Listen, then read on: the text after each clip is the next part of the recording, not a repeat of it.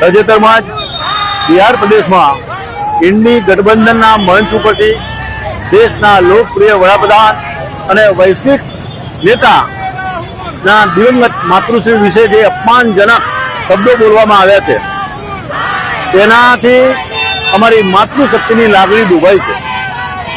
જે માતાએ ગરીબીમાં પોતાના બાળકોનો ઉછેર કરીને સંસ્કારો સાથે ઘડતર કરી અને જે દેશનું નેતૃત્વ કરી અને સેવા યજ્ઞ કરી રહ્યા છે તેવા વડાપ્રધાન શ્રીમાન નરેન્દ્રભાઈ મોદી સાહેબના માતૃશ્રી એ અમારા સૌ દેશવાસીઓના બહેનોની પણ માતા છે, જેના મંચ ઉપરથી માતૃનું ગૌરવ હનન થયું છે।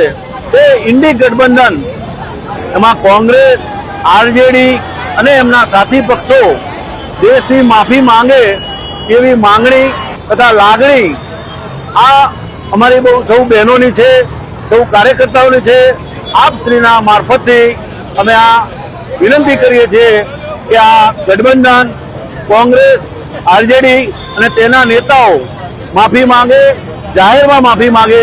જે માતૃશક્તિનું હનન કર્યું છે, જેનું ગૌરવ હણાયું છે, માँ का अपमान नहीं सहेगा हिंदुस्तान ના નેજા નીચે આજે ભારતીય જનતા પાર્ટીના મહેસાણા જિલ્લાની બહેનો અને કાર્યકર્તાઓ, નેતાઓ અને ચૂંટાયેલા લોકો સૌ આજે આ કાર્યક્રમ ધરણાનો કાર્યક્રમ રાખ્યો છે।